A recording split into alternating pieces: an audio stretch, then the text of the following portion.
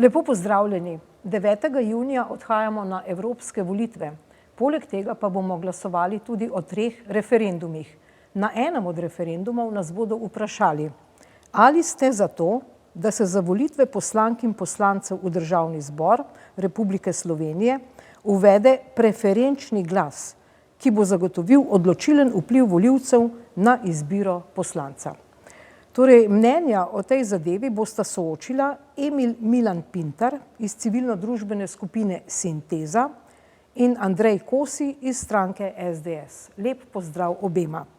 Torej, ta referendum je seveda posvetovalni, kar pomeni, da odločitev ni obvezna. Sicer pa ima še to značilnost, da sploh v bistvu ne vemo, kaj konkretno bo zakon, kaj bo ta predlog, o čem v bistvu sploh odločamo. Torej, gospod Emil Milan Pintar, vi ste se do zdaj tudi v tej skupini Sinteza in sicer veliko ukvarjali z volilno zakonodajo. Kakšen naj bi bil po vašem mnenju zakon, če bi seveda ta referendum uspel? Ja, mi smo se praktično 10 let ukvarjamo s tem, smo imeli kontakte tudi z vsemi strankami, levo, desno, in jih poskušali prepričati, v katero smer naj popravimo sedanji zakon, ki je izrazito nedemokratičen. In pri tem smo šli tudi skozi študijo večine nam primerljivih držav, kakšne zakone uporabljajo, in postalo je jasno, da mi moramo iti prvič v smeri, da nekaj poslancev volimo direktno po večinskem sistemu. Naš predlog je 50%. Drugo je pa vrsta posameznih zadev, ki so enako pomembne, skupaj pa predstavljajo sistem, ki ga mi imenujemo dejansko kombinirani volilni sistem. Ena od točk tega sistema je preferenčni glas. Preferenčni glas pomeni, da vam pride tisti, ki definira kandidate, v glavnem so to pri nas nažalost politične stranke, drugih primerov na teh državnozborskih volitvah nismo imeli, da pridejo z listo, vi pa zberete tistega na listi, ki vam je všeč. Pri tem sta 2 možnosti, da vam pusti zakon, da to naredite ali pa ne naredite, in večina strank se odloča za to relativno varianto, da ohranijo moč razporejanja glasov, medtem ko mi zahtevamo, da je pa ta preferenčni glas obvezen, kar pomeni, da volivec enega od kandidatov izvoli. Zdaj seveda, če vi hočete priti z listo, potem morate praktično ukiniti volilne okraje, ker imamo zdaj tak sistem, da imamo 88 volilnih okrajev in stranka pride zmeri v volilni okraj z enim svojim kandidatom in s tem ona v bistvu dirigira, koga lahko sploh volite ali izvolite. Dobro. No, zdaj se kar orisali bomo o tem podrobneje, mogoče še mečkam skozi tole. Nekaj sem še hotel reči, čisto na kratko. Zakaj je za nas, kljub temu, da ni jasno, kaj bo, kako se bo potem razpletalo, zakaj je pomemben posvetovalni referendum? Ta vlada je v bistvu prva po desetletjih, ki je priznala, da je volilni sistem tako pomemben družbeni podsistem, da morajo v njegovem oblikovanju ne samo sodelovati, imeti odločilno vlogo državljani, ne pa politične stranke. In tu je temeljni konflikt. In tisti, ki so danes proti referendumu, proti spremembi zakona, so politične stranke, ki hočejo ohraniti pravzaprav svojo oblast delegiranja kandidatov. Dobro. Evo, gospod Kosi, kar veliko iztočnic, torej stranka SDS, kolikor sem lahko opazila, je pravzaprav edina med strankami, ki pa res popolnoma proti vsemu. Torej, zakaj? Kakšno je vaše mnenje? Ja, gledajte, jaz moram tu replicirati predhodniku. Mi nismo torej proti spremembi zakonodaje, vendar ta sprememba zakonodaje zdaj poteka na nepravi način. Torej, ko je Gibanje Svoboda ugotovila slabo rezultate na javnomnenjske raziskave, da bo imela slab rezultat na evropskih volitvah, je potem tako na hitro peljala 3 referendumska oziroma celo potem 4 referendumska vprašanja, kjer potem zameglijo na nek način program in pa nasploh možnost osredotočanja na evropske volitve, ki so pa zelo, zelo pomembne za prihodnost naše države kot dela Evropske unije, in po drugi strani tudi zameglijo to referendumsko vprašanje. Zdaj, ko smo se pogovarjali z Gibanjem Svoboda o referendumu glede drugega bloka jedrske elektrarne, so bili takrat predstavniki Gibanja Svoboda proti temu, da se kakršenkoli referendum izvede v času evropskih volitev, zato bo ta referendum novembra. No, potem so pa kar tako na hitro vpeljali ta referendumska vprašanja pravzaprav sedaj ob evropskih volitvah, kljub temu, da so celo bili nekatere koalicijske stranke, kot recimo SD, proti temu in so dali, ko je bil ta parlamentarna obravnava, celo amandma, da bi ta referendum bil peljan torej novembra, ampak očitno se Gibanje Svoboda mudi in so na tak način torej vpeljali to referendumsko vprašanje, kar sem pa seveda mi proti. Dobro, to je način dela. Tole ni čisto res, moram intervenirati. Prvo, ni res, da se je Svoboda to na hiter, pa potem, ko so rezultati padali, odločila. Pejte gledati koalicijsko pogodbo. Da se razumemo, jaz nisem član Svobode, tako da ne boste rekli, da navijam. V koalicijski pogodbi v prvi točki piše, da bo prišlo do spremembe volilnega sistema v smeri uvedbe preferenčnega glasu. Mi smo takrat protestirali, ker smo zahtevali, da piše uvedbe obveznega preferenčnega glasu. To, da tudi oktobra na posvetu, ki bo narejen po dolgih anketah, je predsednik vlade napovedal, da bo poskušal speljati, da bo 9. junija skupaj z volitvami tudi referendum o prednostnem glasu. Mi smo takrat seveda to pozdravili, kar pa zadeva zakon. Gre za postopek v dveh fazah. Prva je posvetovalna, tako kot so to naredili na Novi Zelandiji, vprašati ljudi, ali ste za spremembo v tej smeri. Drugi pa je, da bo na osnovi tega morala biti imenovana skupina, ki bo pripravila zakon, kot sem rekel, preferenčni glas je samo ena od točk, koliko se bomo zborili, bomo videli. In še en stavek, ko smo govorili z vašimi ljudmi, SDS-om, naprimer z gospodom Logarjem, ki je velik poznavalec te problematike, mislim, da je doktorat na to temo, če se ne motim, izrazito podpira kombiniran sistem in znotraj njega preferenčni glas. Zdaj pa, če dovolite, bi se gospod Kosi opredelil do določenih stvari. Izvolite, o zakonu mogoče, o tem preferenčnem. Ja, gledajte, ampak dejansko pri tem vprašanju, torej ne govori, o kakšnem sistemu bomo mi to peljali.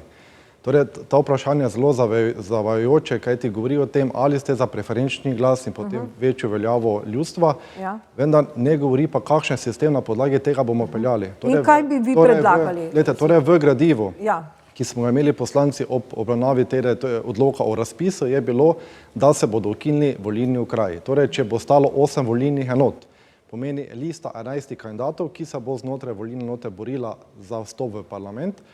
Tu pa je seveda vprašanje, vsaj po našem mnenju, bo prišlo do izničenja podeželja, ker bodo imeli predvsem bolj urbana naselja, predvsem mesta večjo moč, kajti dvomimo, da bo kandidat iz zdajšnjega volilnega okraja, kjer je manjše število prebivalcev, imel moč, da bo lahko pridobil glasove iz volilnih okrajev, ker imajo večje število glasov. Kajti zelo pomembna je tudi lokalna zastopanost v parlamentu, čeprav smo poslanci dejansko zastopniki vseh državljanov in državljank, je pa tudi pomembno, da imamo v državi enako lokalno zastopanost, glede na to, da smo celo tudi različno napredni, torej razvojno je razlika med zahodom in vzhodom in je pomembno. Nenazadnje imamo zato poslanci tudi ponedeljke rezervirane za delo na terenu, imamo torej poslanska vprašanja v lokalnem področju, tudi delujemo na lokalnem področju. Imate tudi prazne pisarne na lokalnih področjih? Dobro, mogoče ne ravno oni. Ampak gledajte, dejansko v tem primeru bi določena območja ostala, torej predvsem podeželje prazno, ker bi kandidat, ki prihaja iz mesta, imel večjo moč, ker bi bil večjo moč preferenčnega glasu, večje število, plus tega bi mogoče v parlament prišli ljudje, ki so medijsko bolj izpostavljeni. Glejte, samo eno vprašanje. Ni čisto tako. Vi pravite, ukinite okrajev, če bi ostalo. Nikjer ne piše, da bo ostalo. Ko je Sinteza pripravila predlog zakona, zelo jasno piše, da to je deloma nevarnost. Mi smo 3 stvari predlagali, ki to nevarnost izničijo. Prvič, da se število volilnih enot poveča z 8 na 11, s tem se liste zmanjšajo na 8. Drugo, da je ta glas absoluten in to, kar vi govorite, govorite na pamet, da se bojo glasovi prenašali. Ne da se.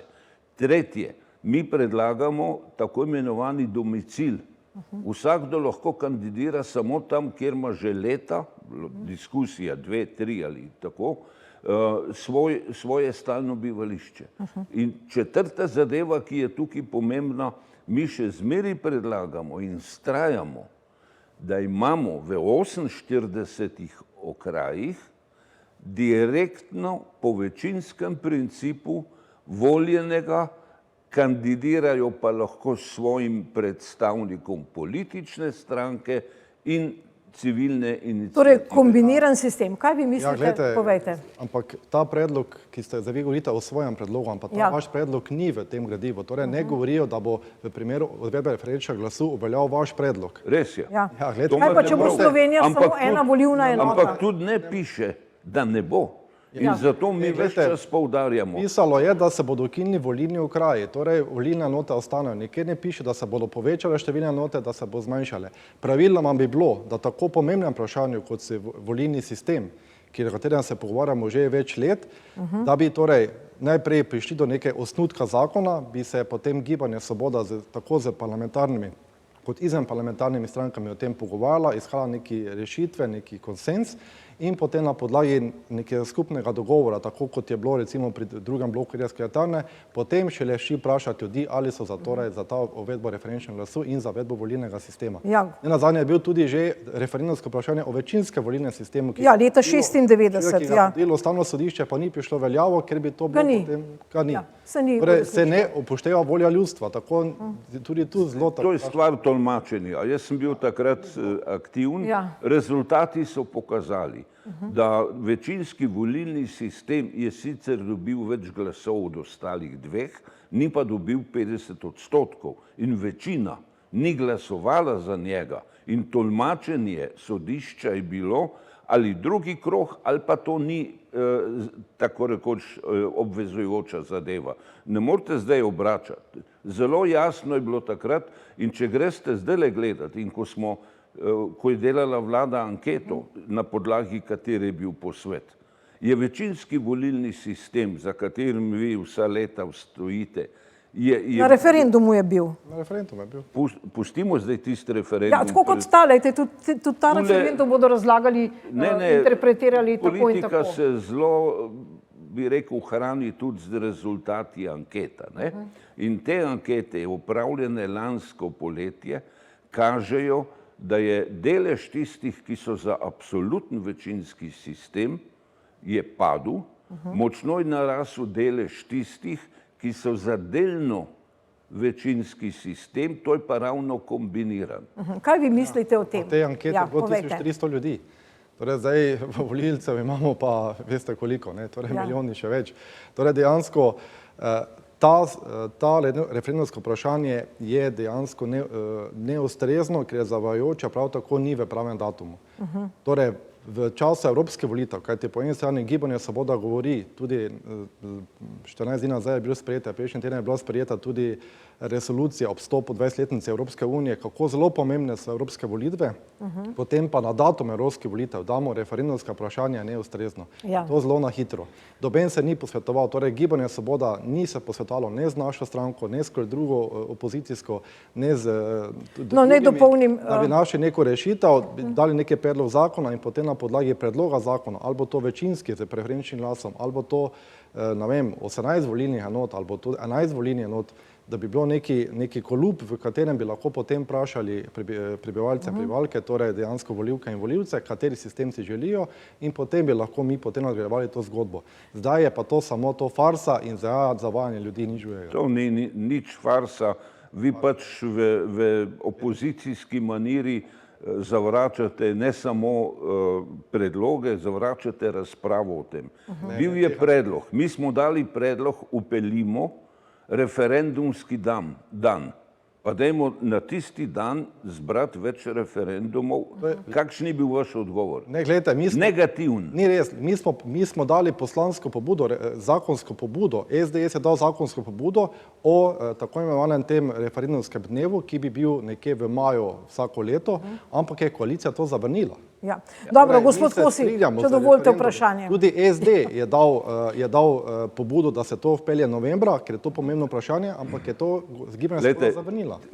Takrat, ko ste vi to predlagali, ste zato, da ne bi zdaj prišlo do referenduma. Ja. Mi smo to predlagali 2 leti nazaj in stranke se niste bile sposobne tega dogovoriti, ker ne želite. Vi ne želite dejansko spremembe zakona. Ni res zato, ker vsaki predlog, ki ga da SDS, je zavržen. Koalicija zavrže vse. Vsaki amadma zavrže, vse predloge zavrže, samo da je to iz SDS. Glejte, gospod Kosi, samo en primer. To ne drži. Zdaj, ko smo šli na evropske volitve, ko smo morali iti z listo, ste vi prišli tako kot vse ostale stranke parlamentarne in neki neparlamentarnih, z listo 9 kandidatov. In ko so se nekateri od teh kandidatov želeli bolj pojaviti, personalizirati, kar je ravno bistvo preferenčnega glasu, da se kandidati predstavijo ljudem, je pri vas takoj nastala štala in ste rekli, ne morajo tam tretjerazredni kandidati imeti več televizijskega dostopa, kot pa mi prvorazredni. Mediji so to jasno povedali. Vi se dejansko bojite ljudi. Hočete sistem, kjer bo stranka odločila, kdo bo. Gospod Kosi, delamo za ljudi. Kako vi res komentirate to, da stranka sestavi listo? Pa po novem bi mogoče kdo, tako kot pri evropskih volitvah, ki je nazadnje napisan, lahko prišel s preferenčnim glasom v državni zbor. Zdaj, kako to komentirate, kako boste to preprečili? Ja, gledajte, zdaj dejansko poznamo to na lokalnih volitvah in na evropskih, ampak gledajte, evropske volitve je Slovenija ena volilna enota. Ja. In ni važno, iz katerega področja izhaja kandidat, ali je to z Primorske, Štajerske, ali je to katerikoli, ker zastopa Slovenijo v Evropskem parlamentu. V primeru državnozborskih volitev je pa pomembno, da imamo lokalno razpršenost kandidatov, kajti ne želimo, da so samo kandidati iz Ljubljane ali pa zahodnega dela, pa tudi iz vzhodnega in tako naprej. Zato je pomembno, da imamo torej listo kandidatov, da so enako zastopanost in da tudi podeželje ima neko moč, ki bi pa bilo v tem primeru, če bi ostalo 8 volilnih enot, torej 11 bi kandidati, bi bilo to dejansko onemogočeno. Kaj pa menite na ta kombiniran sistem, 44 poslancev tako, po dvokrožnem, 44 pa s preferenčnim glasom, da bi vendarle nekdo iz liste imel neko preferenčno prednost? Ja, zdaj dejansko tako, lete. Ko tudi da volilka in volilec nekomu glas, da tudi glas stranki. Zdaj, najbolj mogoče je bila možnost, da bi bila znotraj volilnega kraja, torej lista večjih kandidatov, da potem lahko odloči o tem. Zdaj je pa to seveda stvar debate, ali bi šlo v ta kombiniran, ali bi šli v večinske, katerikoli druge. Zdaj, če bi to bil večinski, ki bi bil sprejemljiv torej za večino, seveda bi bilo lahko tudi to sprejemljivo, vendar na nek način se moramo pogovarjati o točnih rešitvah, torej koliko bo volilnih enot, kako bomo to reševali, na kateri sistem bomo šli, da bo potem lahko volja ljudi čim bolj uveljavljena. Kajti na ta način, kot je sedaj predlagano, bomo imeli parlament influencerjev, nekih estradnikov, ki bodo imeli večjo medijsko moč. Že zdaj so estradniki noter, ne? No, še zdaj so estradniki, povemo, kakšni so potem. Pa kakšen športnik.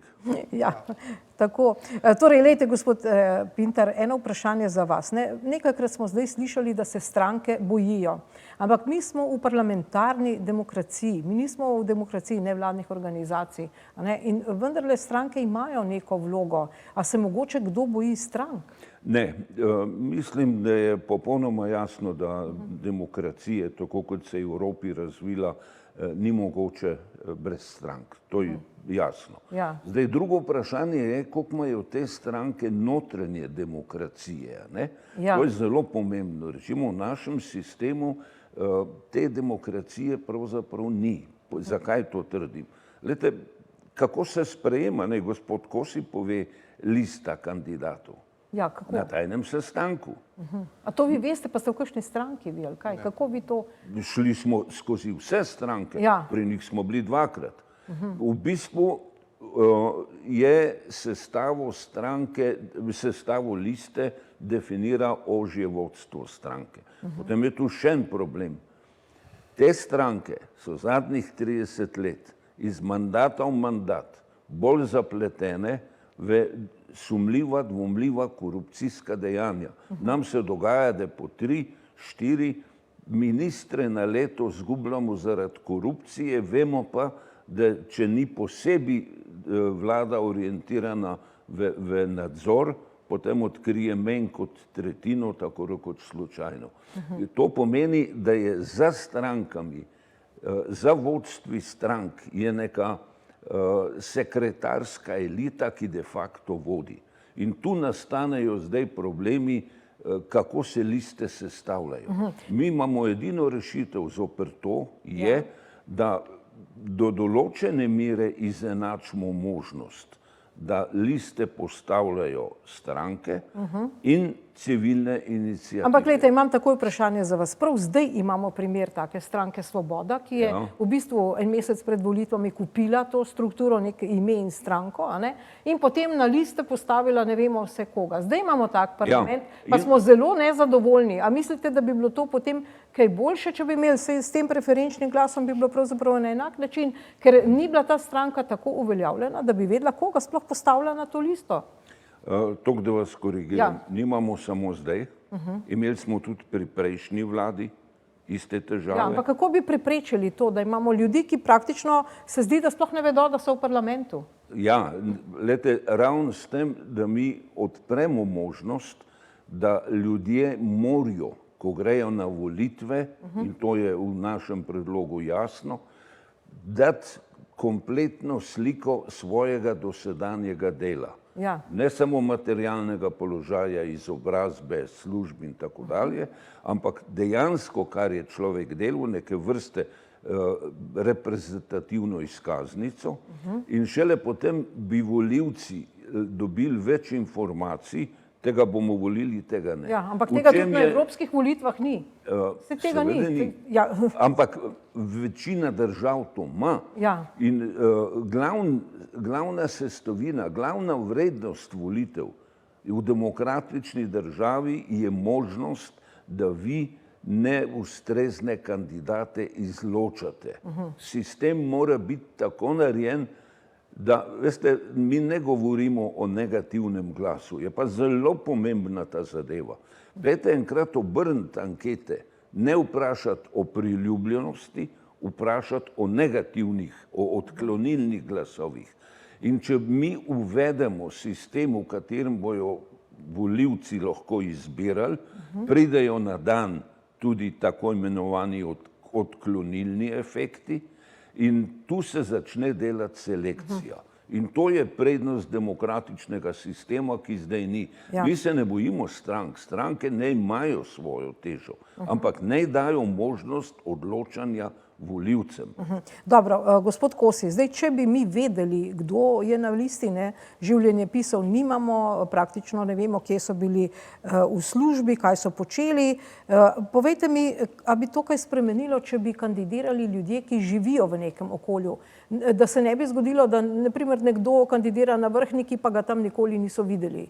A bi morali biti to rezidenti, ker bi jih v tem primeru vsaj sosedje poznali? Ne, ni potrebno. Zdaj pač nekdo v nekem drugem območju kandidira, pa je lahko znan, da ga ljudje poznajo, potem to ni problem, če se kasneje uveljavlja. Je pa to, kot moram pa sedem replicirati, kaj ti stranke, da kar tako liste sestavljajo, to ni res. Najprej se evidentirajo preko občinskih odborov, saj mi imamo tako mestnih odborov, potem vsi evidentirani, ki so, potem podpišejo soglasje, ali želijo kandidirati ali ne želijo, potem ga sprejme izvršen odbor stranke, potem še svet stranke, tako da to ni kar tako postopno. Ja, ampak postavijo pa ga tja, kjer je bolj izvoljiv. In recimo gospe Violeti Tomić se je zgodilo, ona je kandidirala prej v centru Ljubljane, potem pa jo je stranka, mogoče je niso preveč marali, ali so se sprli, postavila nekam drugam, pa ni bila več izvoljena. Pa zgodi se, da je nekdo izvoljen s 1000 glasovi, pa pride v parlament, drug pa jih ima 10 000, pa ne pride. Mislim, to so vendarle neke anomalije v sistemu. Ja, lahko je, se mogoče bi se to preprečilo, ampak ni muska, da bi nekdo drugi pa lahko imel manj glasov. Zdaj, ampak kako bi vi to rešili? Da v bistvu pride ta preferenčni glas do veljave, da jaz vendar ne vem, kdo je Kosi in ga obkrožim ali ga pa ne. Preferenčni glas, da pride do veljave, bi lahko bilo tako, da se torej ali poveča število volilnih enot, ki mora biti drastično večje, da je lahko potem lokalna zastopanost bolj večja in potem tam lista določenih kandidatov, ki ga potem lahko nekdo izbira. Seveda najboljše bi pa bilo večinski sistem, seveda to se pa nekatere stranke, predvsem z levega pola, bojijo, ker potem imamo dejansko te stranke, ki imajo večjo moč, so bolj zastopane.